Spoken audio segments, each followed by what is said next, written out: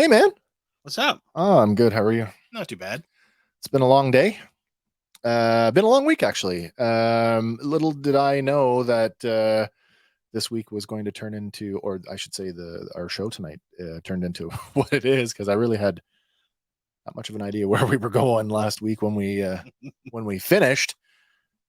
Turns out I didn't need to worry about that because we got bombarded with a Oh my gosh. tons of So much stuff. movie news this week, and a few other interesting Yeah. tidbits. Well, And TV and other yeah, as yeah, well. yeah. Did you know? I didn't know this, and maybe it's just maybe the pandemic kind of had an impact on me on this way. But CinemaCon, did you know that was a thing? I did not know it was a thing. I didn't know it was a thing either until I kind of dug into it a little bit this week, and turns out that it was worth looking at because Was it man, ever? there was a ton of movie news that came out this week. And a lot of it we're going to touch on because I think that it's worth talking about. For sure. This week, a little different, or I guess it's kind of similar to last week, really. We're going to talk a little bit about stuff that happened in pop culture news, particularly in the film world. We got a few other little tidbits that things that kind of trickled out in the last week or so that I thought would be fun to share with you guys.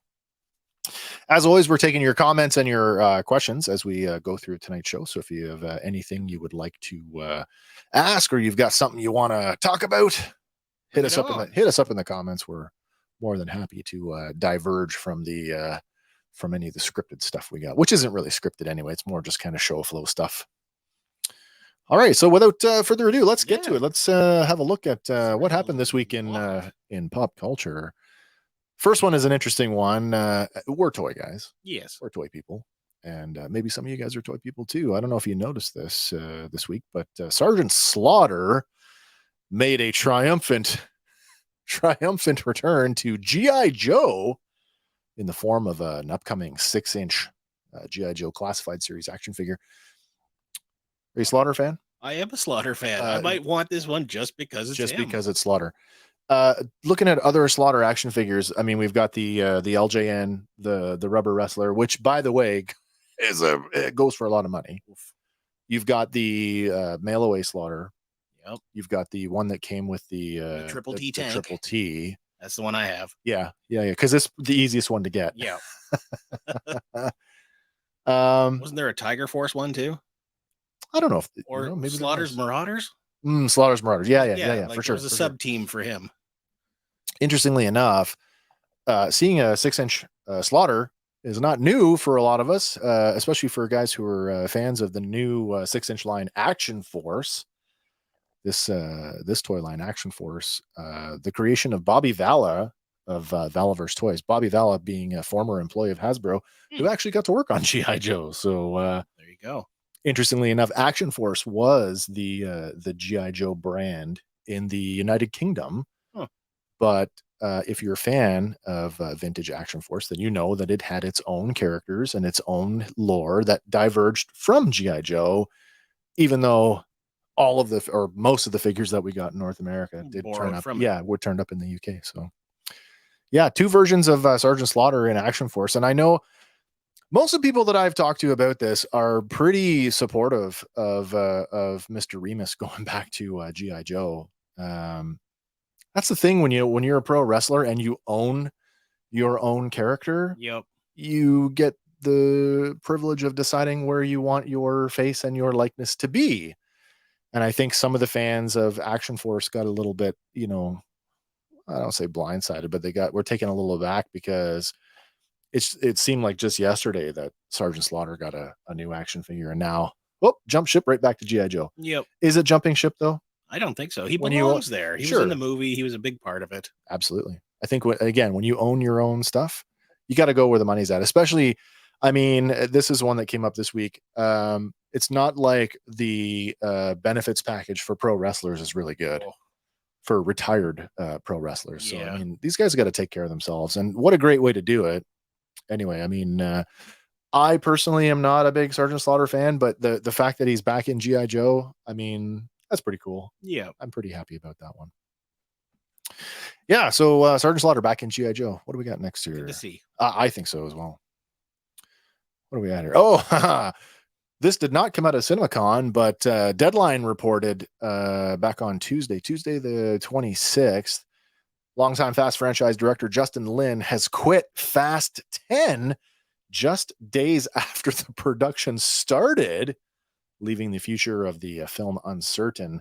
Now, he put out a statement that says, "With the support of Universal, I have made the difficult decision to step back as director of Fast 10, while remaining with the project as a producer. Over 10 years and 5 films, we've been able to shoot the best actors, the best stunts, and the best damn car chases. On a personal note, as the child of Asian immigrants, I'm proud of helping to build the most diverse franchise in movie history. I will forever be grateful to the amazing cast, crew, and studio for their support and for welcoming me into the Fast family." So it's kind of weird because, I mean, the man's resume with this franchise is very long and storied. Insiders closer to the production have said that there may be some creative differences that brought this on. I haven't heard of him doing any new projects. I mean, I looked. Is there another project that he's attached to? Couldn't find one. I know of. Yeah, me neither. But Justin Lin quit the Fast 10 movie, which is like, oh. If it is creative differences, I mean, where do they have left to go? The joke was space. But they did that in 9. See, now that's how far removed I am. Did they really went? They went to space. Did they put a car in space? They did. Sorry, can you? Driven by Ludacris. What did it do in space? They had to hack some satellite up in space with a car, but they had to get close enough to do it. So okay, well, they strapped the car to the rocket. You know what? The one thing I did see, and I think this actually is a kind of a neat idea. You've gone so far into ridiculousness. Why not just make the cars Transformers? Maybe. Do you know what I mean? They're at Sharknado levels now. Oh, that's funny. Transformers, that might be interesting. Could be. Yeah. Who owns the franchise? What studio puts these out? It's not Paramount, is it? I don't know. It'd be interesting. If it is Paramount, then they potentially could do something together, I guess. It could be Universal if he has their support. Oh, sorry. Yes, Universal. Yeah, it does say Universal. At least for the Fast. I don't know. I just read it. Universal Studios. Yeah, of course. Yeah, that was a silly of me to say that. All right. How about this one? You want to go on to the next one? Sure. Check this out. Our boy, Mr. Obi-Wan Kenobi, Ewan McGregor, tied the knot with his girlfriend, Mary Elizabeth Winstead. I did not realize that I mean, Hollywood is this like weird. It's like a window. It's like through the looking glass weird sometimes. Yep. Did not realize that they each left their respective spouses for each other until I started looking at this. I'm just a big Obi-Wan fan, so I'm happy to see him in stuff. But yeah, he was previously married to his ex-wife for like 20 odd years. They have like 4 kids together. Huh. Yeah. The short version is Obi-Wan Kenobi is now married to Ramona Flowers. There you go. Yeah. So obviously Mary Elizabeth Winstead, 10 Cloverfield Lane, and Scott Pilgrim versus the World reportedly have been married in a small private ceremony. The couple first appeared together in season 3 of Fargo back in 2016. McGregor and Winstead starred as Ray and Emmett Stussy and Nikki Swango, respectively, and they've been romantically linked since 2017. They have a son together, Laurie. The couple was publicly outed in December of 2017 after pictures of the two kissing in a London cafe were published. And of course, we have that shot here now. Those London, what's it? The paparazzi. That's the ones. Yeah, you can't go anywhere with the They're paparazzi. Vicious over there. Oh, yeah. So McGregor was previously married to production designer Eve Mavrakis for 22 years. Announced that he had been separated from her since May of that year. They share 4 daughters. And Mary was previously married to filmmaker Riley Steames for 7 years, from 2010 to 2017. When you do the math and you follow the rabbit hole and you see kind of what happened, it looks like they met on Fargo. And then it just kind of blossomed from there. Well, it does seem to happen with a lot of movies. His kids, I don't know, did I make a thing? No, I didn't. His kids, 2 of his kids, Ewan's kids, were like really, really not happy and publicly kind of said it. One of his daughters wrote a song because she's in a band. Oh. And then another one made a post about Mary Elizabeth Winstead, calling her trash. Aw. But I mean, they're young. They're like Yeah. young teenagers. And I mean, who wouldn't be upset, you know, at who is perceived as the homewrecker? Mm-hmm. But it does take two to tango. And yeah, so Mary Elizabeth Winstead and Ewan McGregor married. Well, let's see how long it lasts. Are we taking bets? We could. Who knows? He got 20 years of the first marriage. Well, did you see other divorce news? I guess Dan Aykroyd. I just saw that. Has divorced his significant other of like 29 years. She was she was one of the girls in Spies Like Us. Nice. Yeah. They worked together on that one. The statement that came out said that they will remain legally married, or that they have remained legally married. And co-parenting and friends, cool. and all of those overtures that, big time Hollywood people, say, hey, we're still friends and all that. We could just go wherever we want. I'm curious to know, if you are not in a marriage anymore, why would you stay married? Is that that's like Danny DeVito and Rhea Perlman, isn't it? I guess so. I guess they're on paper, but they don't live together. Is it a case of like somebody's net worth is worth substantially more than the others, and that's let's to keep the legal out of it, we'll come to an agreement? Yeah, because conceivably he's the money guy.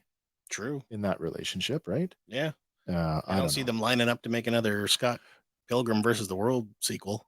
No, I'm talking about Dan Aykroyd. Oh, him. Yeah. I mean, conceivably Danny's the money man in that. I would say so. Yeah. Especially with Ghostbusters Afterlife just doing really well. Very, very well. So well, in fact, that maybe some news about there might be some Ghostbuster news coming up later in the show. Stick with us for that. If you're just joining us now, it's Wes and Andy here for Fandom Power. We're talking about some of the pop culture highlights that came up in the last week, because there was a whole lot of stuff.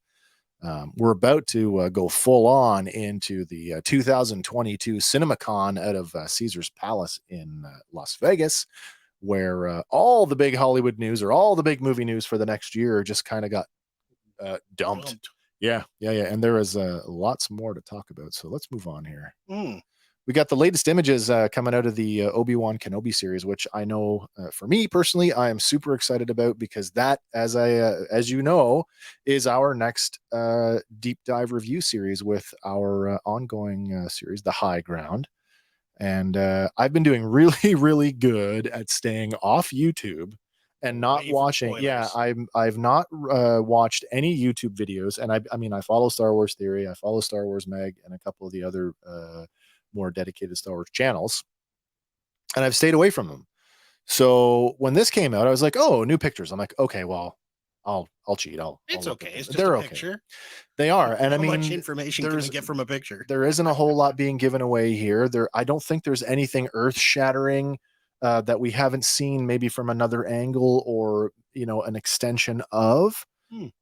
We've got this cover now that looks kind of like the planet that I can't remember the name of it now, the Hong Kong looking planet, because all the neon signs in the background.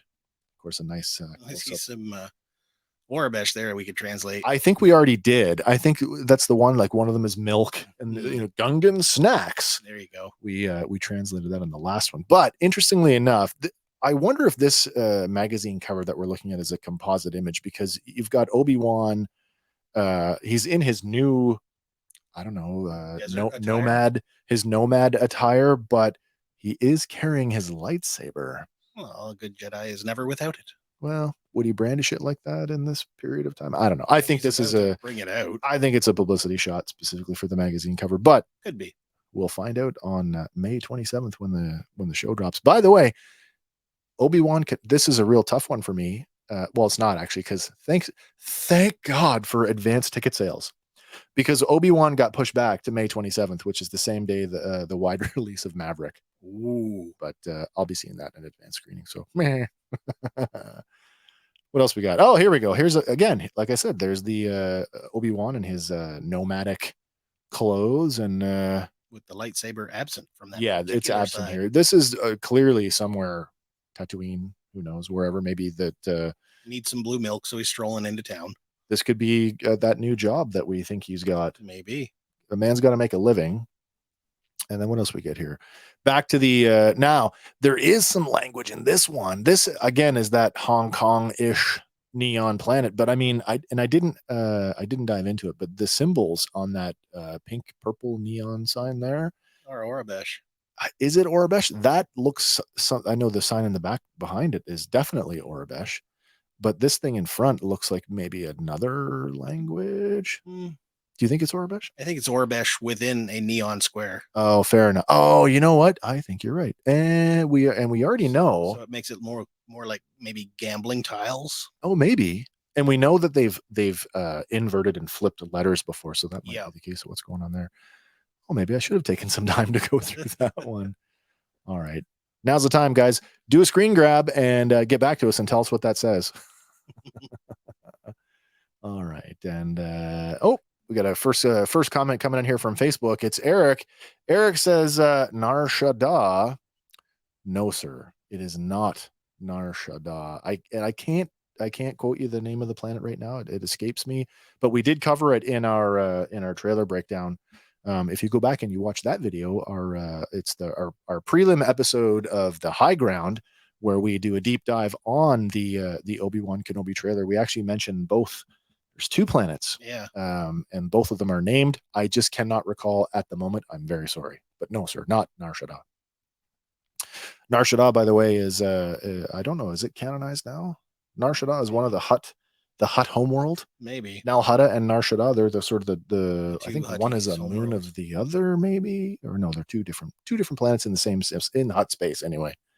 The place where Hutts come from. We get our best look so far at Rupert Friend as the Grand Inquisitor, and man, this looks pretty good. His head looks a bit extended, doesn't it? Do you think?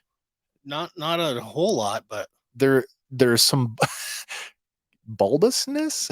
Can I say Maybe. that? Some bulbousness going on there in the head. Some slight extension. I personally don't think that they went out and did a whole lot to change his look. Maybe a little bit. Minor tweaking. Maybe.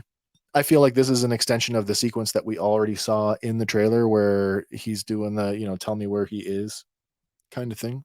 Mm-hmm. But so there you have it. There's 4 new images from the upcoming Obi-Wan Kenobi series debuting May 27th, only on Disney Plus. And we'll be back that week with a double whammy because we're getting 2 episodes that week. We will be back in our regular time slot. We're extra long show, guys. We're covering 2 episodes in our debut or in our first regular episode of The High Ground. So stay tuned for that. All right, let's move on. I think what's up here next? We got next up, we got some sad news. Sad news. News came out Friday from showrunner Carolyn Dries on Twitter that Batwoman will not be seeing season 4. And as the Arrowverse continues to shrink, at least the season 3 finale was, it worked as a series finale.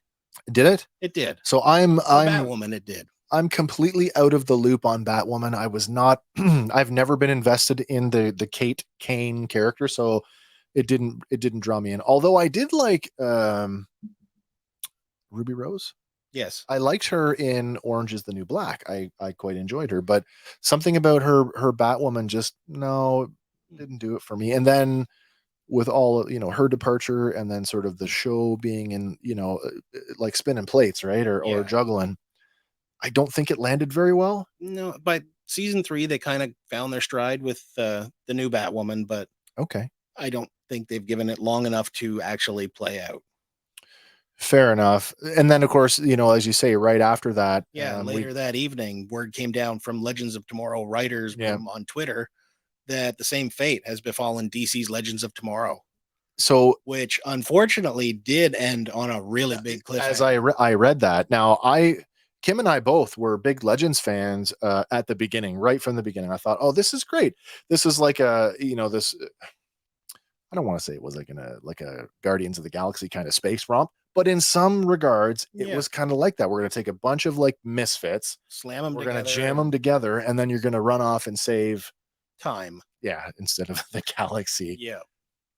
I was so disappointed when they dropped the main character from season 1. I mean, showing up to watch oh my god, what was his name? Yeah, Rip Hunter. Rip Hunter, Doctor Who. I mean, Rip Hunter was the reason to watch that show. He was the reason. And I mean, the Wave Rider, it's the TARDIS. It doesn't have an infinite amount of space inside, but it's Doctor Who and the TARDIS and a bunch of misfits along for the ride. And it worked really, really well until he flipped. And then they got rid of him completely. And then Katie Lotz kind of took over as the primary focus. And I mean, it was okay. It was okay. And then they went and brought in like Steel, not Steel, Nick. Nate You know what I'm Heywood? talking. Yeah. So when they brought in all One the version other of Steel. yeah, that was okay. And then they tried some stuff with some other characters, and it just Yeah, it was kind of hit and miss. to the point where it's like I kind of checked out. I see that they went back and got picked up Nora Dark, and I kind of Yeah. liked that. They brought her back for a few seasons, and then both her and Brandon Roth's character Ray Palmer exited the Yeah. show. Who are married in real life, Are actually. they? Yeah, they are. Okay, well, there you go, because they got married on show too. Oh, did they? They did. That's cool. Yeah. And then I just, it kind of lost it for me when Cold left. Yeah. I'm like, oh, is this a sign of things to come? And really, it was kind of a slow. Yeah. Not even Cold, but I mean, then you had Jackson and Stein. They left, and I mean, I'm a big Firestorm fan. Well, they killed So, him. well, yeah, there is that. Killed him off. Anyway, But yeah, these two CW shows are no more. no. The cliffhanger, it led to the promise of Booster Gold for the next season. I saw that. So if you're a Booster Gold fan, sorry. So let's talk about what's left. We've got the Flash. We've got the Flash, and, who has, thankfully it's got another season, at least one more to go, and they can tie up some of these loose ends. Okay. Should they choose to do so? Do you think that any of these characters will live on in the Flash? I think so. Even if it's just a quick to tie it up appearance. Yeah. We've already seen John Diggle from Arrow show up multiple times. Yeah, without a ring. Well, he's hinting strongly at it. Okay. Do you think that there's enough life in the CW shows to get? I don't think so. There's talk about selling it, right? The CW. There is talk of selling it because a lot of it's still with the HBO Crave stuff, and they're pushing forward on their end too. I mean, with shows like Doom Patrol and Titans, Yep. Is there a better chance for it to jump over to that kind of maybe something that's a little more mature? I guess could be. I guess yeah. Okay. But yeah, we've got the Flash. We have, I think, Stargirl getting one more season. You know what? And then there's Superman and Lois. Stargirl as teeny bopperish as it was, not bad. It wasn't bad. 2 seasons good. Yeah, I enjoyed it. And then what we've got Lois and Superman. Lois and Superman, which is currently running, or no, I think they just ended their season. But that show exists in a weird space because it sprung out of Supergirl, but it takes place like 15 years because the kids are teenagers. Yeah. So that doesn't necessarily. Yeah. So there's no crossover happening with anything else, but I suppose you could though. I mean, it wouldn't be a far stretch to take any of the Legends characters and say, oh, now it's 10 years later for you. Yeah. Just to have them drop in or out or show up for 10 minutes or whatever. Or the and then there's the newest one, that Naomi. Naomi. I watched 4 episodes of it and I just could not get into it. I don't know this one. What's the premise of that one? Basically, I think she's an alien and she's discovering her powers and finds out there's a whole bunch more alien type folk around. Okay. But the premise of that one is nobody believes in superheroes. So really? in the first episode, you see Superman go flying by. And they're like, oh, is this just a promotional stunt? And they're like, maybe. Yeah. So it's not connecting with any of the rest of the Arrowverse. So no, that's fine. I mean, I kind of thought, with multiple seasons of both Titans and Doom Patrol that we'd see some convergence there. We really haven't. No. So who knows? No. So yeah, it's a weird place in the CW Arrowverse. In the CWDC, whatever you want to call it. Oh. And I guess we're going to stay right on that train and go right into the next sad news. Legendary comic book artist Neil Adams has passed away. His career spanned nearly 60 years, Yeah. And Yeah. it included revitalizing Batman and the Joker for DC Comics, as well as decades of work for artists' rights. Yeah, I was gonna say I follow Larry Hama on Facebook, and Larry had some really nice things to say about working with Neil and about exactly what you're saying about fighting for creator rights. Yeah, Yeah, yeah, yeah. He died early Thursday morning, and he was 80 years old. So yeah. not a bad run, but No, I mean it's sad though. I think when when you lose people that I mean it's very rarely do I have like the celebrity death mean something to me, but like even I've had a couple that like when it happened moved me in a way that I just yeah, can't. And I think it has a heartbreaking lot to for. do with the body of their work. Yeah, How does their work connect to you as a human being? And I mean, for a lot of us who are into like nerd culture, a lot of these things hit home in a way that I don't know, you like don't expect him to. no, you really don't. And I mean, did you get a chance to meet him? I did You did. actually. So Yeah, there you go. I yeah, mean, super nice guy. He talk to you, and you get that sense you of get the vibe off him, right? yeah, yeah, yeah. Um, in a remembrance on Facebook, though, his son Josh Adams wrote, "My father was a force. His career was defined by unparalleled artistic talent and an unwavering character that drove him to constantly fight for his peers and those in need. Yeah. He would become known in the comic industry as one of the most influential creators of all time and a champion in social and creator rights." Yeah. Yeah, yeah. And it was him, Neil Adams, that was responsible for Superman creators Jerry Siegel and Joe Shuster finally receiving decades overdue credit Of credit. and financial compensation from DC for Superman. Oh, very good. For making them, kind of go legit. Yeah. Interesting. Yeah. Well, I mean, Superman versus Muhammad Ali, that's an interesting issue because I remember that Yeah. issue. Yeah. Yeah, Yeah. I The can remember. gatefold cover on that one, like there's so many celebrities on it. Yeah, yeah, yeah. Oh, well, sad to lose him, but I mean, the thing with comic books, and I mean, we're gonna be talking a whole lot more about comic books here next week when we go on our little field trip. Yep. We're taking a field trip, by the way, for free comic book day. So if you guys don't get a chance to get out for free comic book day where you are, come back and see us afterwards because we're gonna have some highlights, Highlights. yeah, from our little field trip next weekend.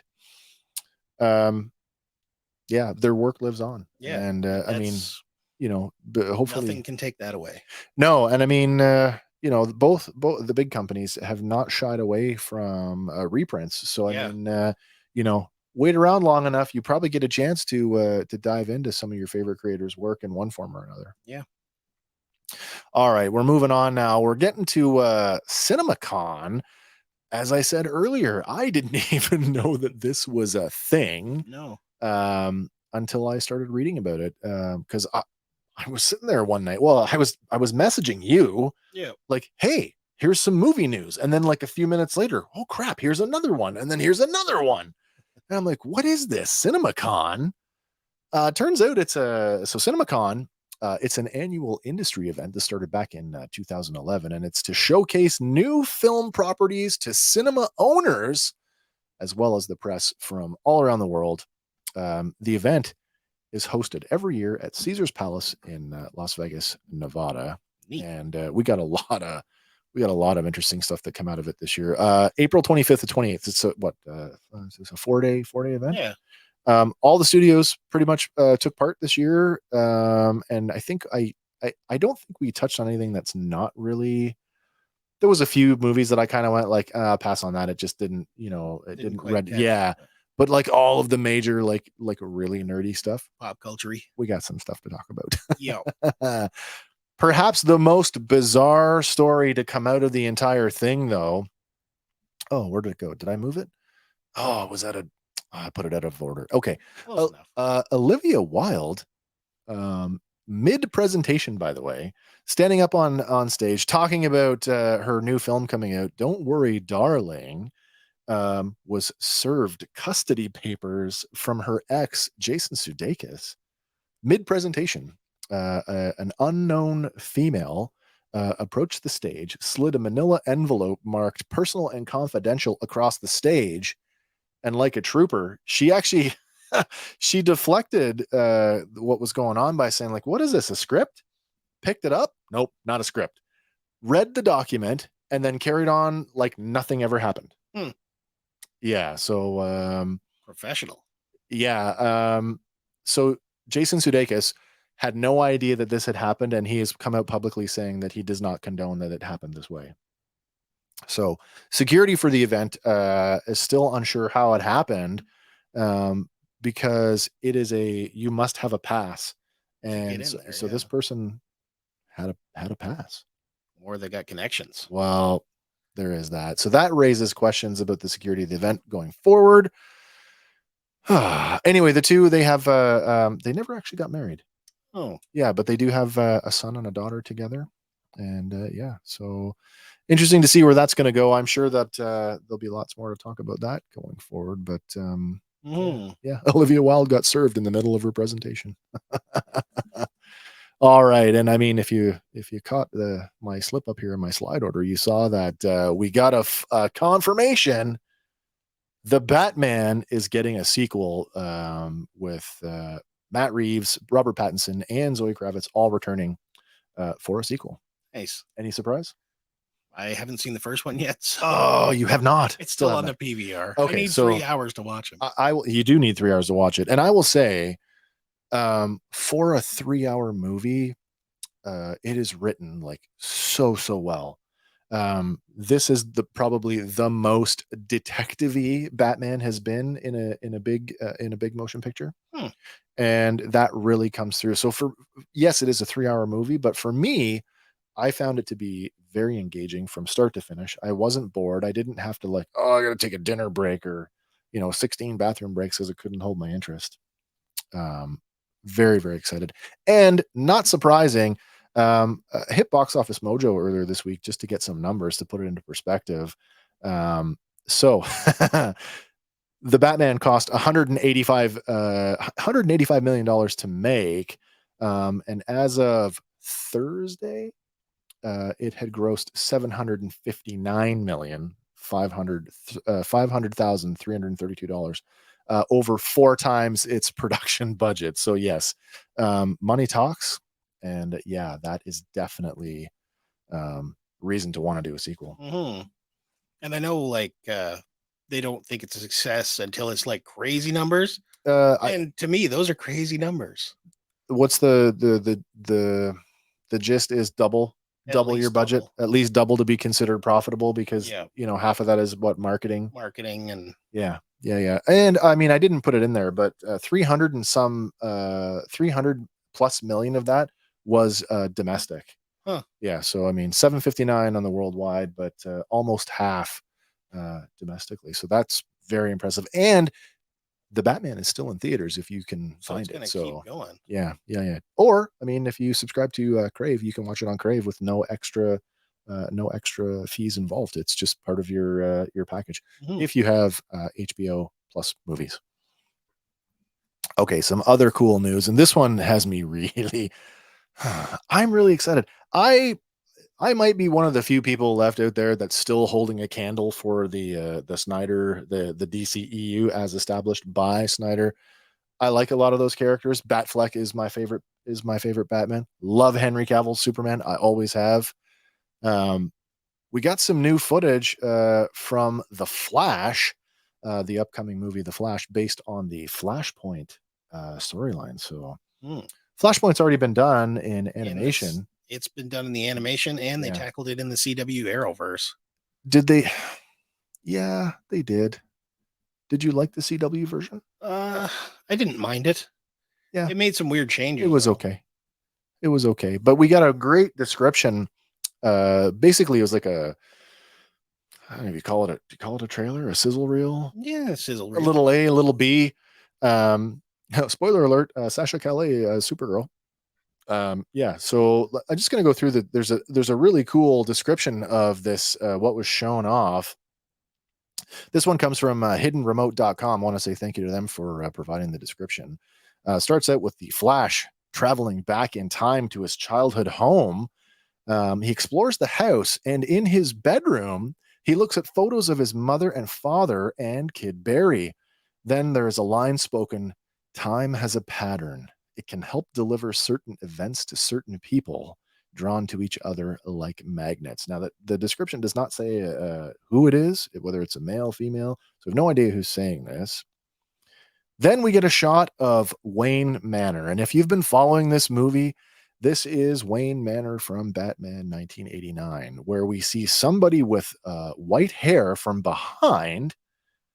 Some sources are saying that this might actually be Bruce Wayne, who opens a secret door to reveal not one, not two, not three, but 7 bat suits that are all described to be variations of the 89 suit. Hmm. I'm going to take a pause on that for a second because I just want to point out. Now, you could argue that there's been more than that, but I mean, there was a suit for the 89 Batman, Yep. which you could say that the 92 one is the same suit, but there are some differences. It had upgrades like It did. Yeah, wing it implants. did. So, I mean, you got Keaton had 2, you got Kilmer for 95, you got Clooney in 97, With and the then, bat nipples. yeah. Christian Bale, arguably, you could say he had 2 different suits, but I mean, it's just an iteration of the same suit. So I'm counting that as one. But we are talking 7 suits, 7 movie suits since Michael Keaton has worn the bat suit. And of course, we do have a split screen here between the 89 suit and the Flash suit, or one of the Flash suits that we're going to see next year. And honestly, taking a look at it, there's elements from quite a few suits. I mean, I can see. I mean, we're using the 89 bat or a version of the 89 bat symbol. The chest and the ribbing is kind of reminiscent of the Batman Returns suit, and even that belt. That belt is very Batman Begins like. Mm-hmm. So interesting to see how they're going to handle that. But I'm excited for this one. No real elements of the 60s Batman though. No, there isn't. Technically, there was a movie. Yes, that's true. That is true. Was it? Did they show it in theaters? They must have. It was the 60s. Sure. I bet you they did. Maybe. If you've seen the Batman movie in a movie theater, drop us a line in the comments. I'd love to know what that experience was like. Mm-hmm. Speaking of the 60s Batman, have you seen? There's I can't think of the YouTube channel, but there's a bunch of guys who are they're all special effects, VFX artists, and they like to like tweak things.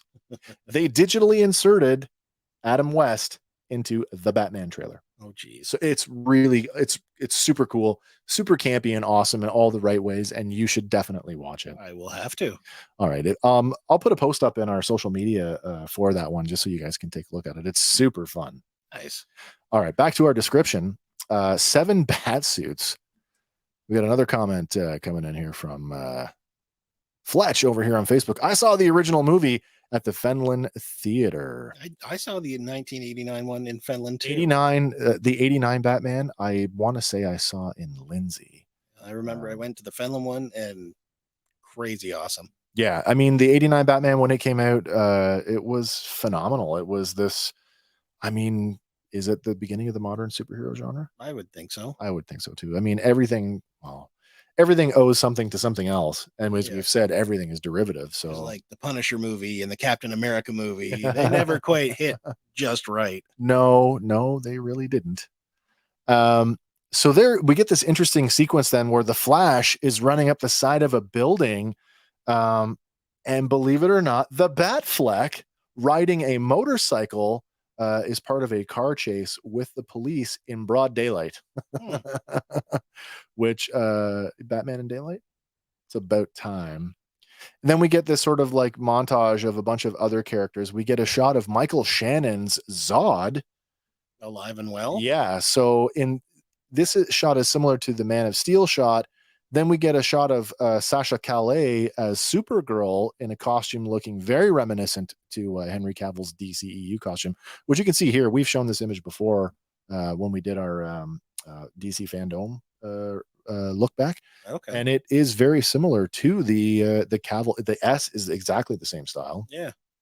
Has all that scaling on it, like much like Henry's suit does. So according to some of the leaks for this film, plug your ears if you don't want to hear this. In this alternate, what do you call it? In the Flashpoint universe. In the Flashpoint universe, Clark was killed by Zod as an infant, and now only Supergirl is the sole remaining Krypton living on Earth. So that means she gets to kill Michael Shannon. Potentially, if there's a parallel, if they follow that if they same parallel format, that, yeah. And then we get Keaton now dressed as Batman, who, in a very cool nod to the '89 film, says, "You want it nuts? Let's get nuts." As he says to both Barrys, because if you've seen the trailer, there's at least 2 Barry Allens in this movie, and Supergirl. Nice. So I wonder, will the CW Barry make an appearance? Yeah. Fletch asking, wait, Zod killed who? Just to bring you up to speed, we're talking about the Flash film that's coming out next year. It is a big screen, big budget version of the Flashpoint story where Flash is going to go back in time. So he basically is creating another universe by doing so. And in this universe, General Zod is will, according to some leaks, has killed Kal-El, Superman himself, leaving Sasha Calais' Supergirl as the last surviving Kryptonian. So that could be interesting. Mm-hmm. And that's it. That is the whole thing for the Flash. And this image here of Batman sitting in the Batcave with the glove off, that is from the new film. This new reel. Yeah. The official logo, remarkably a lot kind of like the CW one in a way, but slightly different. Kind of reminds me of the 90s Flash a little bit. Listen, I love the gold line, and it's so New 52 that it yeah. And I mean, I was a huge fan of the New 52. I know that's divisive, but hey, what do we got here? Sean, what are you saying? Oh, Marvel calls it What If. Yes, they do. What is it? In DC, they're called Elseworlds. Elseworlds, yeah. Elseworlds Tales, yeah. All right, we're moving on. What's our next one here? This one's yours. Yeah. We got new footage unveiled, and it was showing us some stuff from Shazam, Fury of the Gods. I loved Shazam. It was a good movie. I loved it, but I mean, I'm a huge fan of Zachary's. Yeah. Yeah. But in what they showed, they found Shazam in Paris trying to woo Wonder Woman. As in, do they say, is it going to be? I don't think so, because it's from behind, so you don't actually see her face. The same way they use Superman in that movie. Basically, yeah. You see the costume, but not the face. Yeah. But it's not actually her anyway, because she transforms into Jimon Honsu's wizard. Really? Yeah. So the wizard is back, and he's there to tell his champion, you must fight for your family and fight for the world. Oh, wow. In the trailer, it also reveals that Helen Mirren and Lucy Liu will portray the daughters of Atlas. Oh, really? Yeah. Well, the Shazam family, they'll be tackling a threat posed by the barrier between worlds beginning to break down. I'm pretty excited for this movie. I love the first one so much. Zach Levi is just is a treat to watch. I was a huge Chuck fan, and I think the character that he's playing, the Shazam that he's portraying, is very much grounded in what Chuck was. Yeah. Kind of nerdy, awkward, but when it really counts. Yeah. He's got it. Yeah, they debuted the image to show a little bit of the updated costuming for. So is this an updated shot of the Marvel family? Yep. Can we call them that? The Marvels. The Marvels. I don't know if they'll call them that in the film. They probably won't. Mary now is being played by a single actor now. Not and it's she's grown up enough.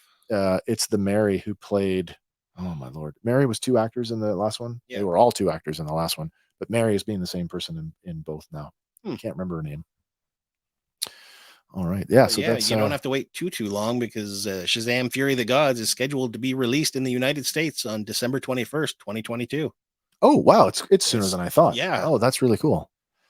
Fletch says we need to campaign Marvel so that they make a Captain Canuck movie as part of the Marvel universe. Andy, you can touch on Captain Canuck. Yeah, he was never part of the Marvel. He's an independent, right? He's an indie by Richard Cumley created him. And one of the it's not the longest, but it is one of the longest independent runs in comic books. I think so. I think the title of that though goes to Spawn these days. Independent? Yeah. I thought it was ElfQuest. Maybe. When ElfQuest shut down, it was something like 5 or 6 volumes or something. It was quite long. Huh. Yeah. But Captain Canuck has been in and out of comics for a long time. Since like the early 70s, I believe. I mean, I think the closest thing we could hope for, I mean, if you want, I would love to see more Canadian superheroes. And I think the best chance we're going to get for that is Alpha Flight.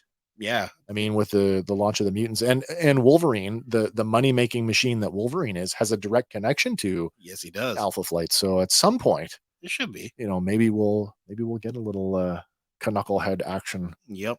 All right, moving on from Shazam. By the way, did I tell you I love Shazam? Yeah. Okay, I love Shazam. All right, here we go. Oh, another one for you. Another one for me.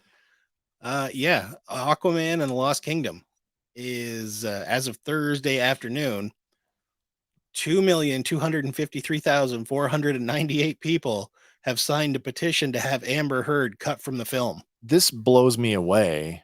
This is a movie that is essentially filmed. Oh, it is done. That's what I mean. So I mean,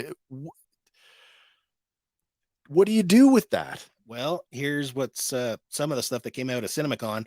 The petition itself was created March 19th in 2019, but it's gaining renewed interest now because of the ongoing proceedings for the defamation trial. Yeah. This will cause issues for sure, as Jason Momoa confirmed back in December, filming has wrapped. So it's done. And at CinemaCon, the movie's in the can. yeah, director James Wan attended and debuted a sizzle reel showing, an upgraded Black Manta, Yep. A bunch of octopus-like machines driven by the people of Atlantis, among other shots. But he also talked about some new technology that they were utilizing for the film, putting like 100 cameras on each actor, and Really? capturing their performances and then putting a 3D spin on it. Oh, that's interesting. So almost like there's a movie that was done in the first person with South African actor Charlotte Copley, where everything was from the perspective of like that character's eyeball view. So when he's running, you're just seeing hands out in front of him. Oh, I can't remember what it was called. I remember seeing what an interesting, and it was super interesting to watch, even if it was just as like, as an exercise in filmmaking. It was cool to watch. True. I wish I could remember that. I wonder if they'll do something like that. Maybe. Who knows? But the film is far from finished, as Juan went on to say. He's still in the midst of his director's cut. So who knows what or who will make it to the final version when it finally hits theaters March 17th, 2023. So you're saying we're going to take all of the Amber Heard stuff that they've trimmed and then chuck it back in for the director's cut? Maybe. At this point, I can't see them. It's weird that is even a consideration for a film that's already shot. Yeah. Do you know what I mean? Like, but again, what was the number on the petition you said? Over 2 million. Yeah, 2.25. 2.25, 2.253. That's a lot of people. Yeah. I mean, and here in Canada, we're talking what, $14 movie ticket?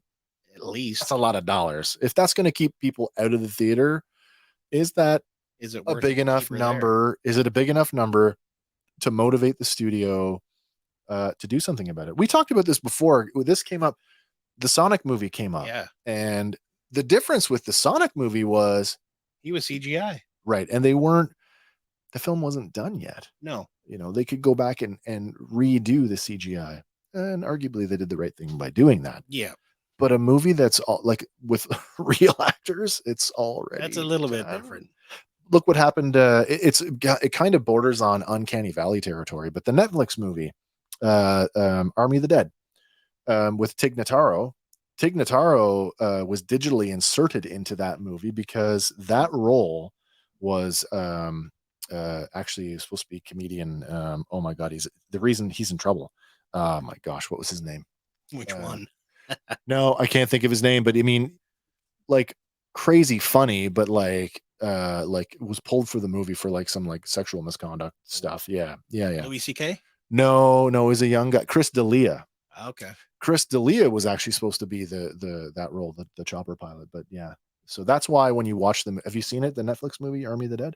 I have not seen it yet. The Dave Bautista movie. When you see Tig Notaro's character in it, there's a few. When I say like Uncanny Valley, like she looks kind of weird in a few sequences because she's in the movie, but she's not really in the scene, right? That digital insertion thing. All right. So, by the way, I liked Aquaman.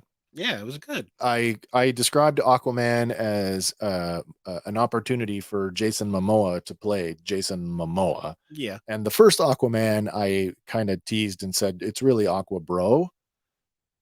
but I'm okay with that. You know, Yeah. it's taken me a while to get here. I'm okay with that, and I kind of hope we get more of that. Yeah, because it takes away or moves him further away from that, campy 70s version Yeah, and I where he's just really the dude in green shorts that talks talks to to fish. fish. Yeah, yeah, and I like Orm. I love the Orm character, and I love Patrick Wilson. I think he's a fantastic actor. That's a Night Owl, by the way. Yeah.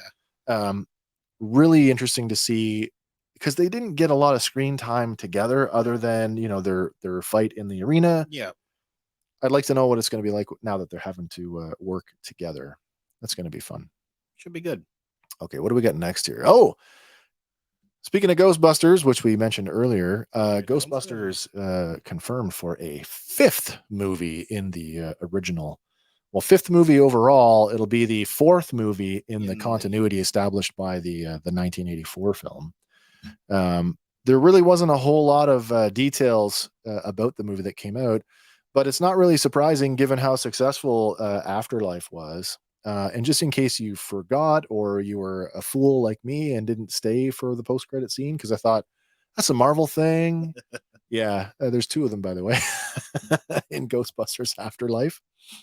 Um, Fletch says, I've been to the Ghostbusters Fire Hall. That's pretty cool. I know that they did a lot of stuff when the new movie came out. They put the Ghostbuster logo back up on Nice. the firehouse. Yeah, yeah, yeah. Contrary to popular belief, as Ray stated in the movie, the fire hall was not converted into a Starbucks. He actually says that in the film that it became a Starbucks.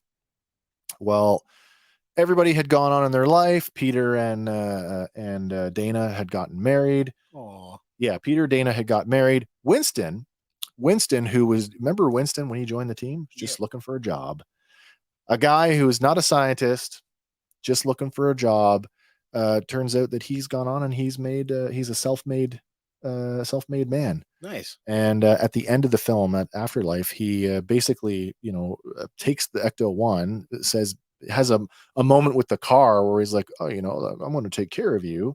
And at the end of the film, we see Winston at the fire hall pull the car in, and the camera switches over to the old containment unit, which is still active and it's flashing red. Uh-oh. So, I mean, what are we going to do? I mean, is this, remember they were talking about franchising Ghostbusters Yes. within the film? We're going to have franchises everywhere.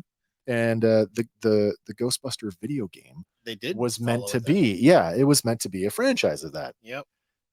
Is Winston going to bankroll a bunch of new Ghostbuster Maybe. outposts or something? Maybe. Do you think any of the kids will come back? I can't see them not coming back for it. That I can't think of her name. The girl that played Egon's granddaughter was just so good. Because you're going to need tech people that I understand would, the yeah. technology. Oh yeah, yeah. I would be It's not sad gonna if be she didn't come Winston. back. No, that's true. If he could just bankroll it, then that would be fine, I guess. Mhm. All right, but there's your Ghostbusters news. We're getting another Ghostbusters, and that is a good thing. Yes. Moving on now. Sony Pictures has officially confirmed Venom 3 has been greenlit. They made their announcement during their panel at CinemaCon. No word on crew or release date for the film yet, but the announcement also comes again as no surprise, considering the previous two films, Venom and Venom Let There Be Carnage, were both successful at the box office.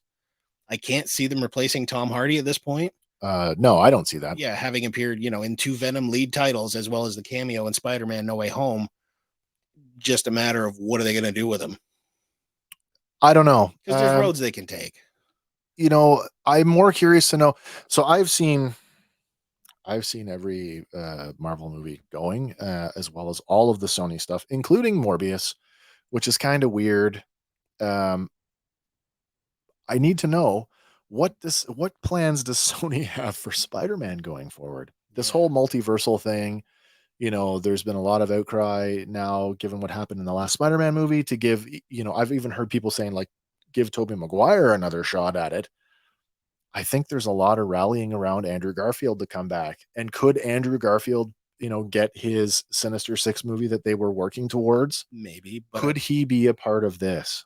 Could he be in the next Venom movie? Could he be the Spider-Man of that world? Maybe. I think that would be a fitting continuation for him, which moves the franchise forward. And we need to get that.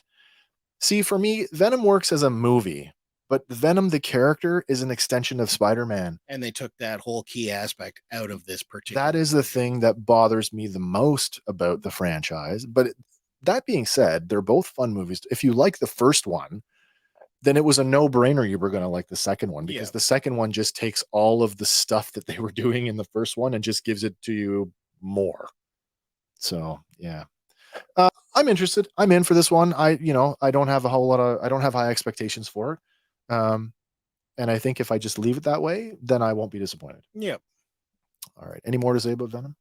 Not really, no. Other than, yeah, a lot of this news is this is happening Yeah. and not a lot of Mhm. details. No, just confirmation that it's Yeah. going to happen. Yeah. Yeah. But even that really, you know, No, confirmation absolutely. isn't necessarily confirmation. All right. The next one that there's been a lot going on here in the last week or so. Let me Yeah. a little bit more, because we got a new and final trailer, Yeah. as well as a new TV spot for the new Doctor Strange film. Yeah. And in the final trailer for the Doctor Strange in the Multiverse of Madness, Baron Mordo, flanked by two Ultron looking sentries, no less, Yeah, yeah. name drops a huge reveal. Yeah. The Illuminati. The Marvel Illuminati. And I mean, we've got an image here of one incarnation of that, with it being Doctor Strange himself, Yep. Reed Richards, Namor, the Submariner, Professor X, Charles Xavier, Tony Stark, Iron Man, and Black Bolt. Oh, Yep. we know that Patrick Stewart's coming back. We do know that. And he is coming yeah, back as Charles Xavier. yeah, yeah, yeah. But, if it follows the comic one, are we going to get more of those Fox led film people I from don't like the know. Fantastic Four? Is this the movie to drop the Fantastic Four into? It could be. Is it? I just don't know. I don't know enough to say it is or it isn't. It could be, because we at this point now we've seen their origin twice or Yeah. three times if Oh you yeah. can Yeah, count yeah. that 80s one. Oh, you mean the The Roger the Corman. Corman film? Yeah. Have you watched the Corman film? Not all of it. You know what? If nothing else, He tried. watch Dr. Doob looked good though. watch it with the perspective that none of those actors knew that they were just making a film to keep the rights. They thought they were making a real movie, and they approached it as such. All right. But yeah, like we've already seen Blackpool in the extended MCU with the Anson Mount yeah, in the TV Inhumans. yeah, Inhumans, yeah. But Namor the Submariner, who was recently revealed, well, I guess not recently, but more recently than not, God, time flies, but he was revealed as a mutant himself. Oh, that's interesting. Yeah. So I want to talk about Namor just for a second, because there was a potential nod. No. There was a nod in continuity in the Marvel film world, where Black Widow, when she's holding down the Avengers headquarters, and they're reporting in, and they talk about what's going on, and they talk about some seismic activity in the ocean, Yes. and everybody was like, "Is that the Submariner?" Maybe. I mean, what seismic activity in the ocean is worth talking about? Why is it even mentionable in that movie if it's not an aquatic based, Marvel property? It could be that new Eternal trying to break out again. Eric says an earthquake offshore of Africa. Was that the line? That might have been the line. So are we presuming that I mean, I guess the legends do kind of link Atlantis to the continent of Africa, that they may have broke apart from each other? I suppose it's possible. Yeah. All right. Well, either way, I'm looking forward to it. I kind of hope that we do get all of these. I mean, if it was up to me, we'd have everybody. So yeah. But this gives us, an opportunity to bring in a new Tony Stark. So are we getting the Tom Cruise variant that everybody's been talking about? Or what if we end up with the Arno Stark variant? Arno Stark. Yeah, the Iron Man 2020. I don't know. There's a whole world of possibilities there. Yeah, absolutely.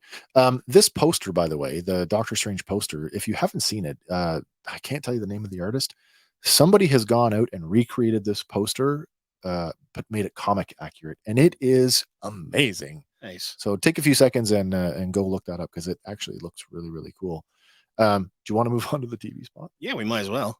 So hopefully you guys have watched What If. And if you haven't, you should know that the Marvel What If series that aired earlier this year on Disney Plus plays very heavily into phase 4, more heavily than I think anybody expected, Yeah. myself included. I did not see any of this No. coming. um Spoiler, here we go. Yep. Or at least what looks to be spoilers. You can't tell me that's not. I know. So in the latest TV spot, we do get a few more character appearances, Yeah. including Captain Carter from the What If series. Peggy Carter with the Yeah. super soldier serum. You know what? Bringing her back in, yes. More Haley Atwell. When we did our What If review series, and I remember quite clearly saying that that was my favorite episode, and she was the high watermark of the whole thing. Yep. I stand by that, and clearly the people at Marvel think so as well. To bring her back in live action, Yep. oh, it's going to be good. Yeah. There's also a very familiar sight with what could very well be Xavier in his famous yellow hover chair. That blows me away, by Yeah. the way, that they've opted for that version. Because it didn't show up in any of the Bryan Singer movies. Now, the chair, that there's a comic connection there. There is. Is that in the Lee run? I believe so. It is. Okay.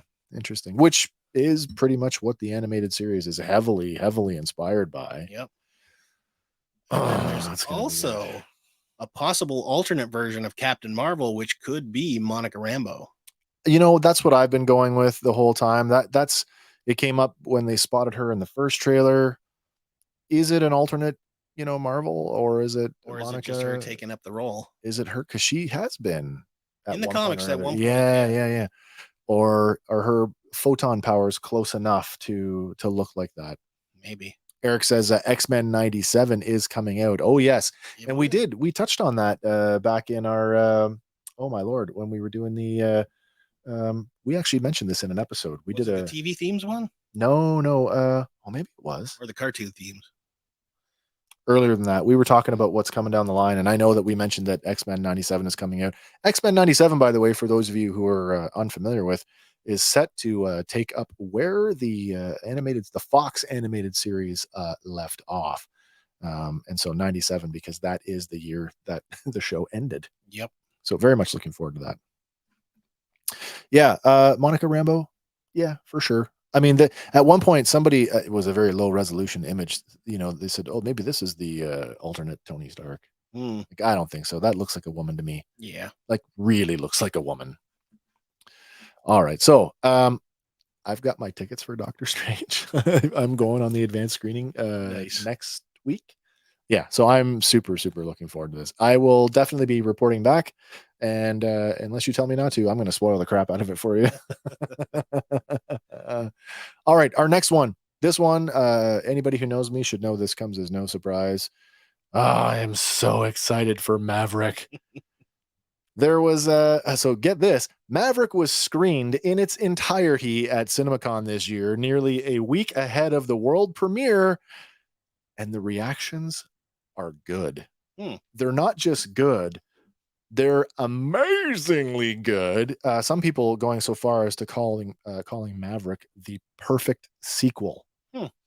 I'm super chomping at the bit to see this movie, and have been. I mean, the joke was, hey, Top Gun Maverick is my most anticipated movie of 2020. And then every time it got delayed, I'm like, it's still my most anticipated movie. And it is still my most anticipated movie. I took the liberty of pulling some of these reactions and throwing them up here. And I'm just going to highlight some of the reactions here. Chris Lindahl says, after hearing for a week about movies that need to be seen in theaters, Paramount delivers a big screen spectacle in Top Gun Maverick. Stephen Weintraub says, this is the kind of movie you want to see on the biggest screen possible. Now, if that's not high praise, take it to IMAX. Well, it gets better.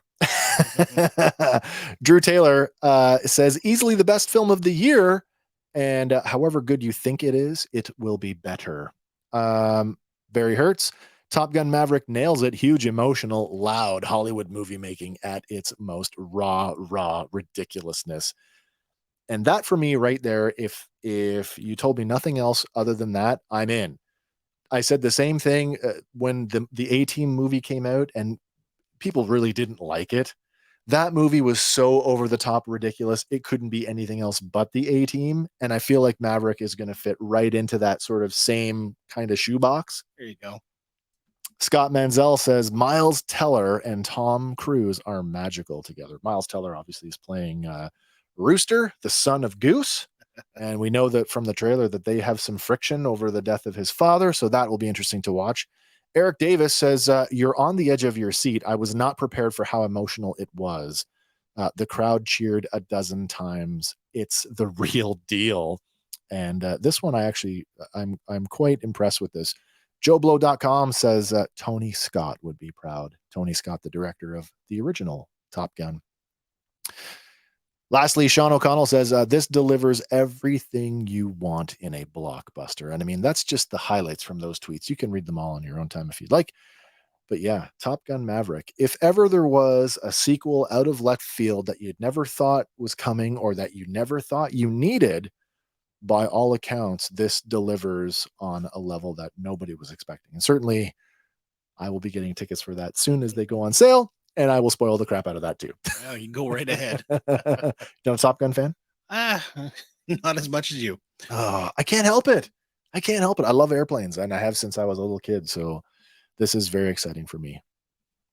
All right, next up. This one is very exciting as well. Mm-hmm. John Wick Chapter 4 has been announced. Keanu Reeves and the director Chad Stahelski, hope I pronounced that right, gave exhibitors at CinemaCon an early look at the upcoming John Wick Chapter 4. The trailer is set in Tokyo and opens with John Wick training in a gym. And Lawrence Fishburne's returning Bowery King enters and asks, "Are you ready, John?" And Wick answers, "Yeah." What's funny is I can hear it in his voice. Yep. In the same vein that he's like, I guess I'm back. Yep. So this fourth installment of the franchise is set to release March 24th of 2023. Did you know that they're supposed to be doing a spin-off, The Continental? I did not. Yeah, apparently there's a spin-off coming about The Continental, whether that's going to be a television series set in the John Wick universe around the history of the hotel. Really interested to see how that's going to go. All right. So yeah, John Wick. If you're a fan of John Wick, you're getting another one. Yeah. Next up here, Expendables 4 is officially going to be called Expendables. Expendables.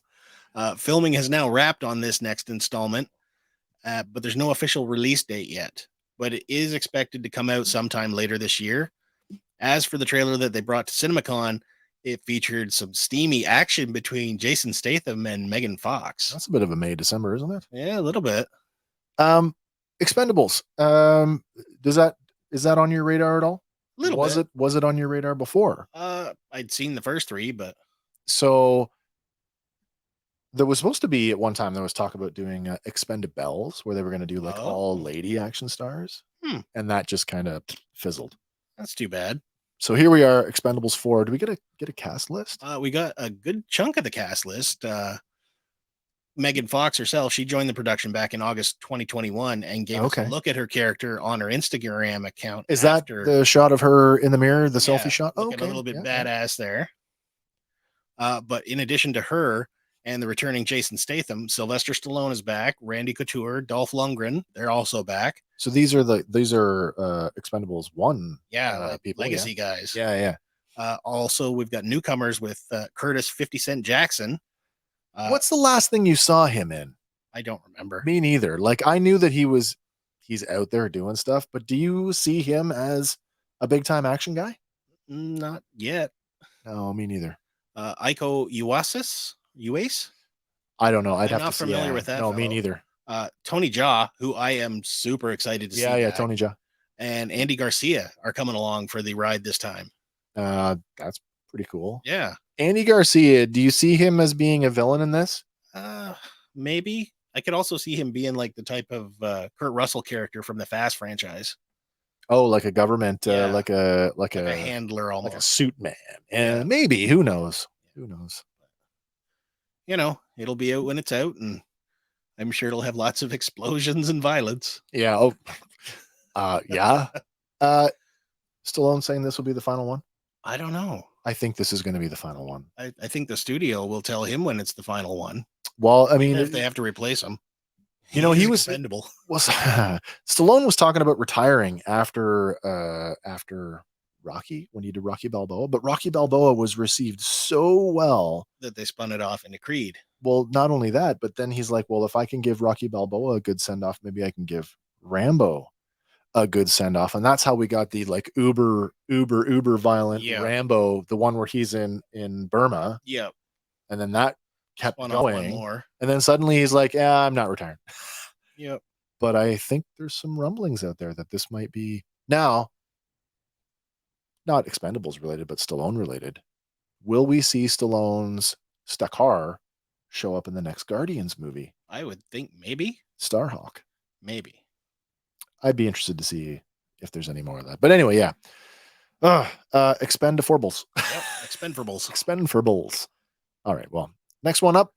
Borderlands. If any of you gamers out there who are into the Borderlands world, this I had no idea was even happening. No, me neither. Now I've played a bit of Borderlands, and it's like it's first person shooter. It's kind of fun. It's kind of ridiculous.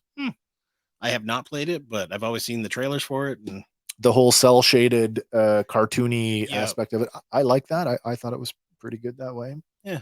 I'm not sure. Is there enough story? Maybe it's just me. I don't know enough of the story. Is there enough story in Borderlands to make a film out of it? There's always enough story. I guess so. There was enough to make a movie out of two plumber brothers. That's right. But the first look at this Borderlands movie was revealed there, and apparently it's going to be pretty faithful, like a faithful adaptation of the video game franchise. Okay. Production has wrapped on the film in June of 2021. Yeah. So, it's in post-production wherever. Now, yeah. Eli Roth is in the director's chair for this one. Okay. Jack Black will be voicing Claptrap. The robot? I believe so. Kate Blanchett is in as Lilith. Jamie Lee Curtis is in as Dr. Patricia Tannis. And Kevin Hart stars as Roland. Kevin Hart and Jack Black? Yep.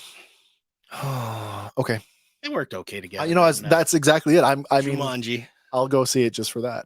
Just for those two guys. Well, other notable cast members include Ariana Greenblatt as Tiny Tina. Yeah. Edgar Ramirez as Atlas. Gina Gershon as Moxie. Holy cow. Yeah. Where did she come out of retirement for this? Maybe. I'm just kidding. I haven't seen her in a long time. No, but she'll be good. Janina Gavankar as Commander Knox, and Florian Montanu as Krieg.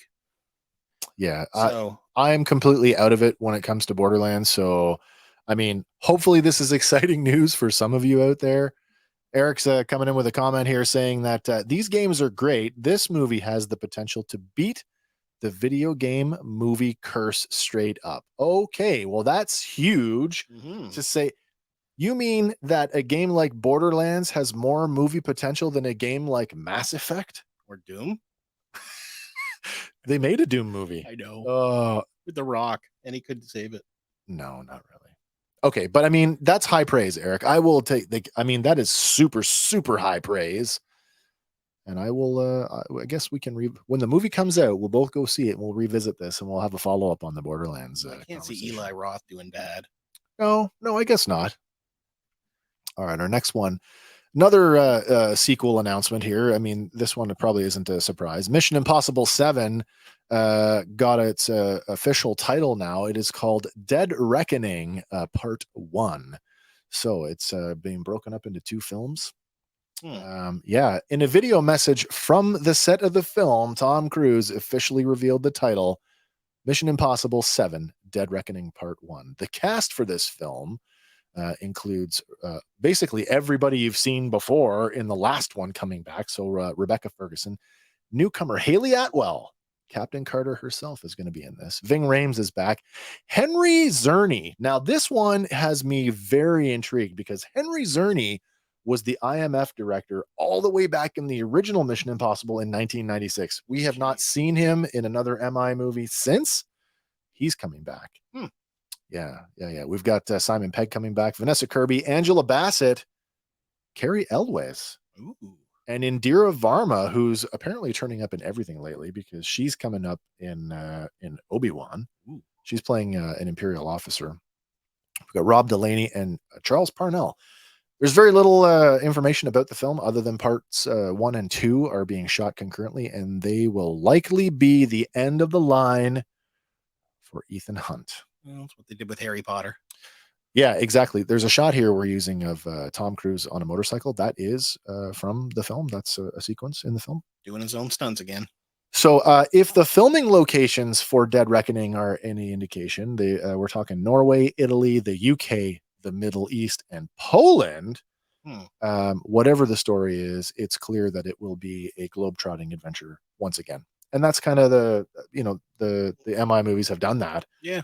Quite faithfully, actually. So seems to be their MO. Say what you want about Tom Cruise. The man makes good action movies, and I will continue to go see them. But yeah. Mission Impossible 7 coming out here. Do we get a date for that one? Oh, sorry. Yes, Mission Impossible Dead Reckoning Part 1 set for release July 14th, 2023 with Part 2 scheduled for June 2024. So, nice. Still a little ways to go. Next one up. And we've been waiting, long awaited, and waiting and waiting. Give up hope. Avatar: The Way of Water had its first trailer shown off.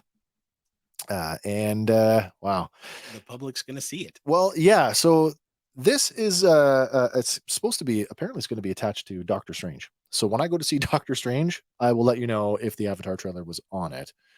Now, producer John Landau presented the trailer at CinemaCon stating that we need to make sure that audiences have an experience that they can't get anywhere else. And that needs to be exclusively in theaters.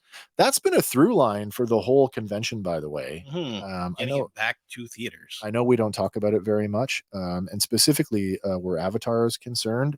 When you talk about all of the aspect ratios and the audio options, when Avatar first released, it had over 100 variations.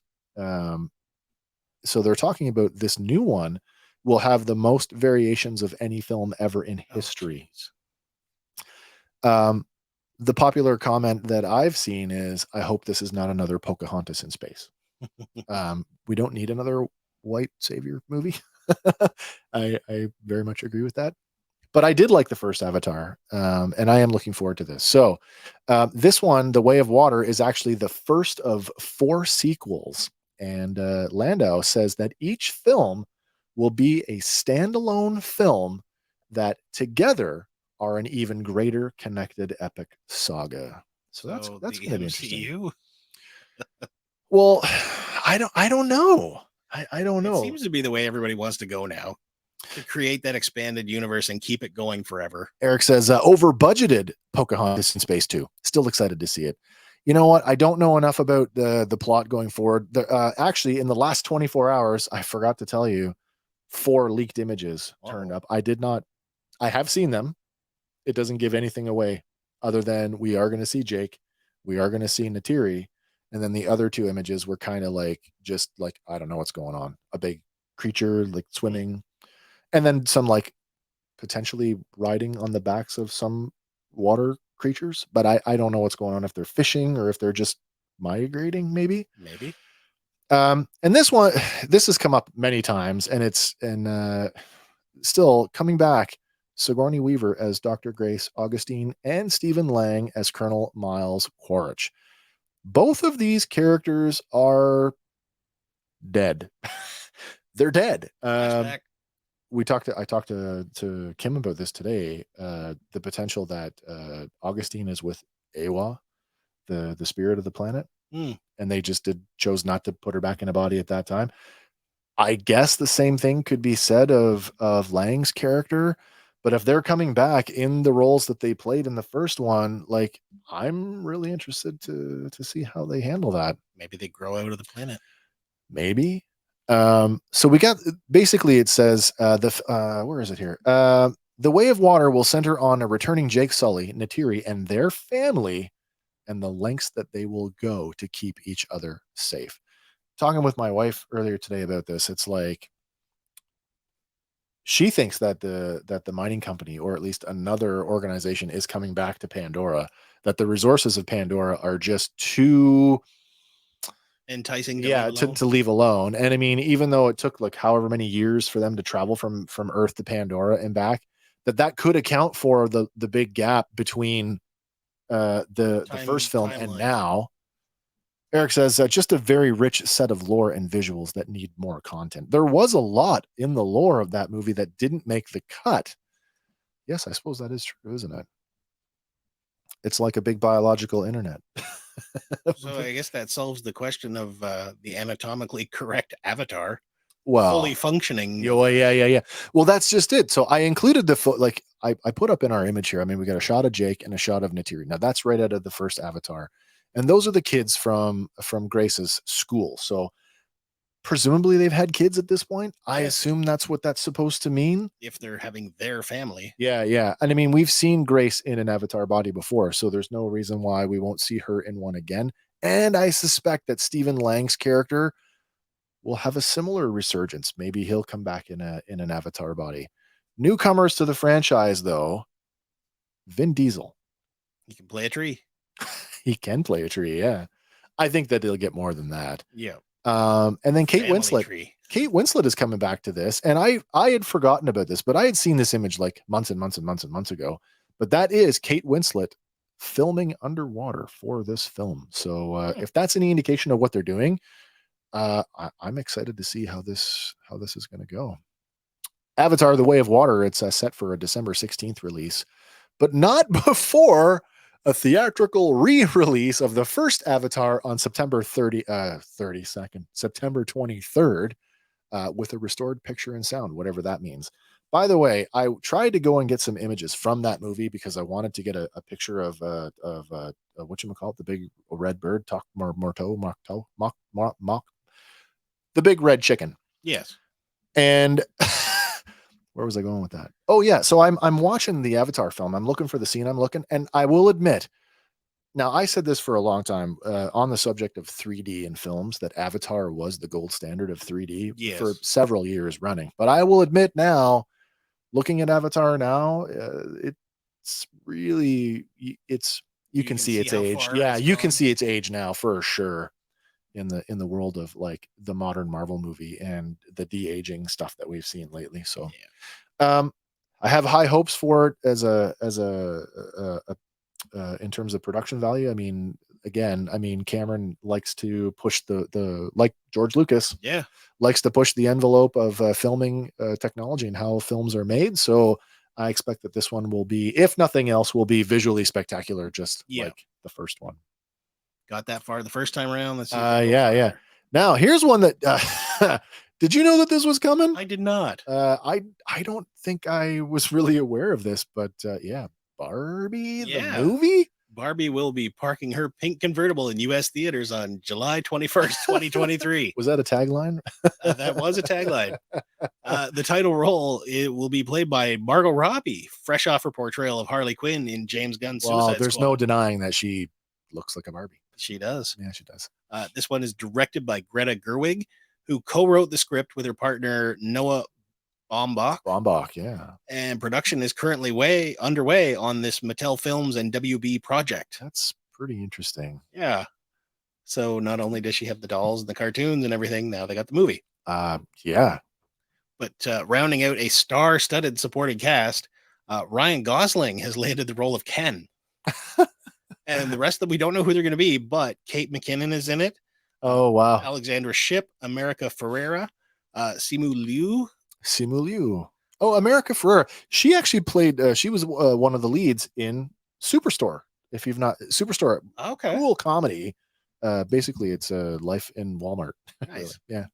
Yeah. Hari Neff and Will Ferrell are all co-starring in this reimagining of Barbie's world. I mean, the amount of comedy in that. Yeah. They're really leaning into that. I can't see them doing any less than leaning into the cheesy aspect of it. Like, do you think it's going to be like Stepford Wives weird kind of like comedy? I don't know, but they've leaned right into it in the cartoons. Okay. Like Life in the Dream House that my daughter used to watch a lot. Was that a animated series? Yep. And it was literally dolls and living in that dream house. Well, did you see the movie with Steve Carell, Welcome to Marwan? I have not seen it yet. You should watch that. It's really cool. I have it on the PVR to watch. I wonder if it will be something. Well, that's a little bit different though, because that's more of a mental health kind of thing. But cool the way that the dolls are done or handled. I actually like that part of the film. Yeah, I believe there is a 100% chance though that the 90s chart topper Barbie Girl by Aqua will appear on the soundtrack. Do you think so? 100%. 100%. Okay. They can't have this movie without that. Are they still a thing? Do we know the status of Aqua? Does anybody out there know where is Aqua now? They released a second album after that one. Really? And it didn't do as well. And then the lead singer there, Lene Nystrom, she actually went on to a solo career. Oh, she did? She did. Her first album is kind of hit or miss, but. Okay. Well, maybe we'll look into that. Have a listen to it on Spotify. There you go. Yeah. Okay. So Barbie. Barbie, the movie that nobody knew was coming.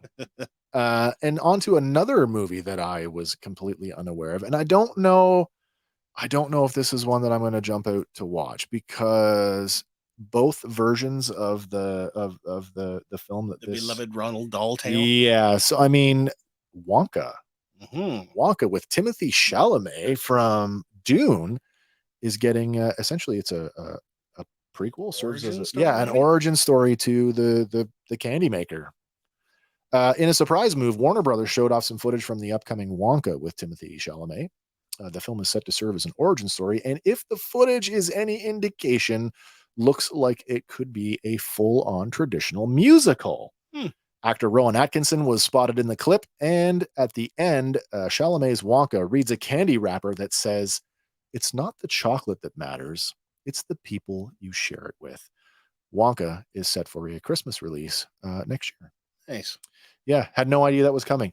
I don't see this as being tied to the Depp film. No, chances are it'll be tied to the Gene Wilder. The Gene Wilder film, yeah. Because they went out of their way in the Depp one to establish his origins. Oh, yeah. Both of them are just like super weird, and like it's almost like are you a fan of The Wizard of Oz? Yeah. So did you see Return to Oz? I saw Oz the Great and Powerful. Okay, well, that's kind of how I see this is it will be to Charlie and the Chocolate Factory what Oz the Great and Powerful was to Wizard of Oz. Because I quite enjoyed Oz the Great and Powerful. It was okay. I thought it was okay. I just feel like the character is super creepy. It reminds me of the Mad Hatter, really. A little bit. Yeah. Super duper. Oh, yeah. But super creepy. But Rowan Atkinson, I mean, he's no stranger to music. Glad to see Bean coming back. Yeah. I know it's not Bean, but all right, what do we got next? All right. Were you aware that Elvis is getting a new movie? I was not aware. From director Baz Luhrmann. Baz Luhrmann, who did the Moulin Rouge and he did a version of The Great Gatsby. This one has me intrigued because not only do I like biopics, I like Elvis. But Baz Luhrmann says this is not really so much a biopic as it's a study in Americana through the 50s, 60s, and 70s, where the film is actually set to depict Elvis at the three phases of his life: the King of Rock, a rebel, and a Hollywood star in his Vegas twilight. Now, just as you're fans of those other films, not Charlie and the Chocolate, so still thinking about the creepy. Sorry, if you're a fan of the Moulin Rouge or The Great Gatsby, then you know that musically speaking, Baz Luhrmann has this knack for taking the music that you know and then putting a twist on it, and says that Elvis will follow suit. So it'll be all the familiar songs that you know with a twist, but they will be twisted for a modern audience. So the film stars Austin Butler from Once Upon a Time in Hollywood and is going to be playing Fade Rautha Harkonnen in Dune Part 2 as Elvis Presley, and Tom Hanks as Colonel Tom Parker. Now, I've seen the first trailer for this movie, and I'm interested. Tom is really transforming this movie, and I know a lot of it's prosthesis, but I mean, he looks the part. And Colonel Tom Parker, he's absolutely a villain. He was horrible for Elvis. But yeah, I'm totally looking forward to seeing this movie. So yeah, Elvis. I don't think we have a date on this one yet. No. Not sure. Okay, well, we'll look it up later. All right. Oh yeah. Now, I'm excited for this one. I know. So is oh, comment coming in from Scott. Aqua's last single was in 2018, and they wrote the single for World Pride Day 2021. Oh, there you go. Okay, that's cool. Then I'll have to check that one out.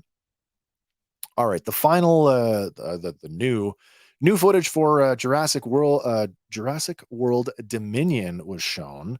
According to Deadline, the footage shows both casts from Jurassic Park, i.e., Jeff Goldblum, Laura Dern, and Sam Neill, and the Jurassic World pair of Chris Pratt and Bryce Dallas Howard, as they search for the kidnapped baby Dallas. of Velociraptor Blue, while massive dinosaurs wreak destruction on land and sea. And at the end of it, Ellie Sattler says, if our world is going to survive, what matters is what we do now. How did I'm Blue have a baby? Well, I mean, Blue was the last of her kind. Was she the last raptor? That was the whole point of her being the last raptor, that they needed to be the maternal thing for the Maybe it's well, again, look how they, you know, yeah, in the world of plot armor and plot holes, I mean, the dinosaur spontaneously changed sex in the first movie, so why can't they just spontaneously start, reproducing? Maybe. So, is there not species out there that do that? I'm sure there is. That was the frog DNA that they. Oh, there you go. So maybe that is the plug in the plot. Maybe. Plot hole fixed. All right. I'm super happy to see that both casts are together, and I'm glad that everybody is coming back. Yeah. Because Jurassic Park came out, it was such a landslide successful movie. When The Lost World came out, I was a little disappointed that they chose to follow Ian Malcolm's character and not, Sam Neill. Right. So when Jurassic Park 3 came out, and albeit it was kind of, it was a weaker story, I like that they came back for it. Yeah. So I'm glad to see that they're back for this. And what motivates Dr. Grant to get back at it? We'll find out, though. Mm-hmm. Jurassic World Dominion comes out June 10th, so just right around the corner. Yeah. So be watching for your advance tickets for that one as well. And we're getting here to the last bit of coverage for CinemaCon here. Anybody out there watching tonight or listening later on who's a fan of role-playing games may be aware of this one, that Dungeons and Dragons, the long-time role-playing game, is getting a new film. It now has a title, and it is called Dungeons and Dragons: Honor Among Thieves. It's really disappointed they couldn't come up with a more original title, but so yeah, the first footage has been shown. The film is based on a script by Jonathan Goldstein. That is your writer for Spider-Man Homecoming. Mm-hmm. And is directed by John Francis Daly, who you may recognize from Freaks and Geeks, was also the director of the 2015 Vacation film. Now, was he not also Mitch in the movie Waiting? He may very well have been. There was a bunch of credits there that I didn't write. Yeah, he didn't get very many speaking lines in that one. No. But yeah. I thought the Freaks and Geeks thing would stand out. Yes, it does. The film is set to star Chris Pine of Star Trek and Wonder Woman fame, along with Michelle Rodriguez from the Fast franchise, who, by the way, that's a shot of her from Avatar, not returning to Avatar because she's dead as well. Did she? Yeah, she died in Avatar. At the end, did she not get? She got blown. Yeah, she crashed her thing into the her Dragonfly helicopter thingy. Yeah, I need to watch the reissue. So Renee Jean Page from Bridgerton, Justice Smith from Detective Pikachu, Sophia Lillis from It and It Chapter 2, as well as Chloe Coleman from My Spy, the movie with Dave Bautista, and Daisy Head, who appeared in Underworld Blood Wars, and Hugh freaking Grant in a Dungeons and Dragons movie. I'm sorry, I can't.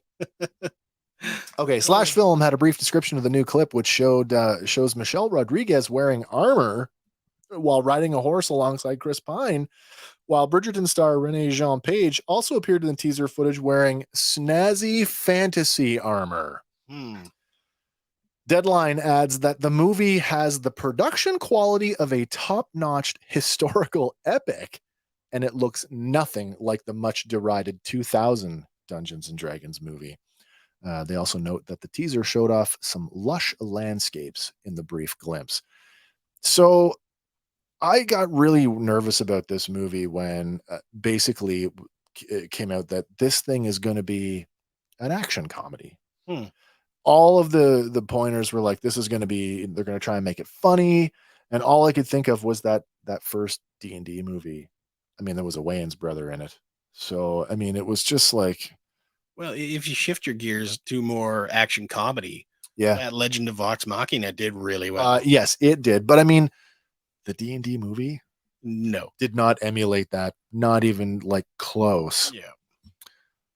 Well, Chris Pine has got some interesting things to say about it. And this kind of gives me a little glimmer of hope because, according to Chris, quote, well, what I will say is we had a hell of a fun time making it. There was a lot of laughs. The way that I've been describing it, it's like Game of Thrones mixed with a little Princess Bride, just a smidge of the Holy Grail. It's somewhere in that ballpark. It's a lot of fun. It's got a lot of thrills. It's poppy. It's 80s heartfelt. There's a bit of Goonies in there. Hmm. My character, he's the ultimate party planner. I think it's going to be going to be really good. I mean, who effing knows? But I think we got a good shot. And John are killer guys. They know comedy and they know heart. And we had a great cast and we had a good time making it. And that's all you can ask for. Hmm. Well, I mean, you can take that a couple of ways. You mix those. That's a good recipe. You can take that as he's really enthusiastic for the film that he's a part of, or he's contractually obligated to promote it in a positive light. Yeah. Hopefully, it's the former and not the latter, because as a fantasy role playing fan, I mean, we've all wanted. I mean, since the Lord of the Rings movies dropped, I don't think there's a D&D fan out there that hasn't give me that. I want that. Yeah, and this may deliver on some of that. Maybe. Well, that's it for the coverage of the 2022 CinemaCon. But before we wrap up here, we've got one more. Yeah, we got one more little nugget of news to drop, and this one came out yesterday? Yesterday, I believe. Yeah, yesterday. It was a last minute add-on, and I think certainly has us here at Fandom it's Power got excited. implications. Absolutely. Mark Hamill tweeted out that it looks like we have another season of Masters of the Universe Revelations coming. Yeah. He tweeted on April 29th his to-do list, which consists of recording lines for Skeletor. So that would make him the second actor to announce that they were back in the studio doing lines after Tony Todd a few weeks ago. Also, so there was another one that came out on the tail end of this one. Also had to give my voice a rest. The guy who voiced Orko. Oh, yeah. So Orko is coming back as well. Nice. So, nothing has been officially announced, but now I guess with 3 actors and I know Kevin Smith has been. People have been asking, and his sort of thing is like, I hope so. I don't own the thing. I don't make these decisions, but I hope so. And he said it looks good, but we don't know until we don't know. Yeah. And now it looks like, well, you actually did know, you just weren't saying. Nothing set in stone. Because you don't go from, I don't know if we're getting another season to, oh, by the way, Mark Hamill's in the booth. Yeah. You know what I mean? Like, I know it's only voice work and it can be done from anywhere, but man, like at this point, it's like a matter of time until we get a confirmation. So Netflix had enough, believed in it enough to do another one. Yep. They should. I mean, with the live action film getting pushed over to them, you know, I think they want to keep the brand awareness as high as they can.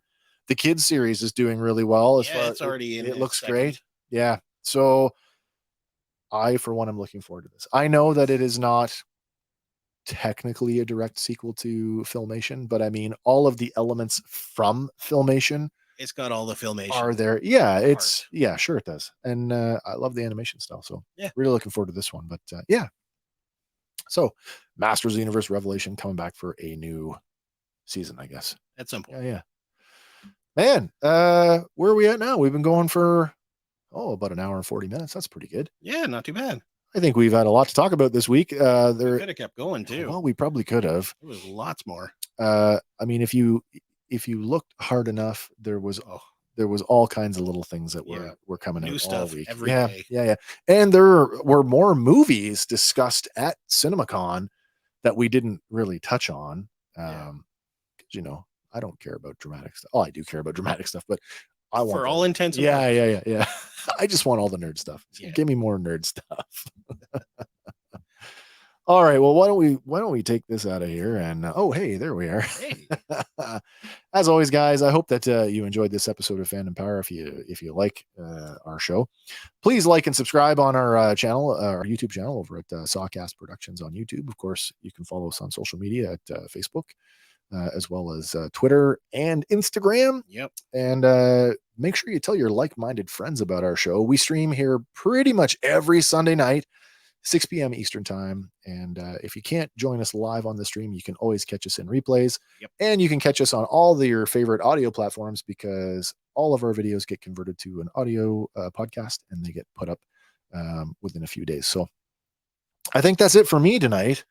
Yeah, I'm out of stuff to talk about here. Nothing to finish on. We did it all. Yeah. All right, guys. Well, that's another. Actually, oh yeah, wait. You know what? Yeah, no. Make sure you guys get out to your local comic book store. Yeah, that's right. Get out there and support them. Next weekend, Free Comic Book Day, and it's Saturday, May the 7th. May 7th. We're going to be out.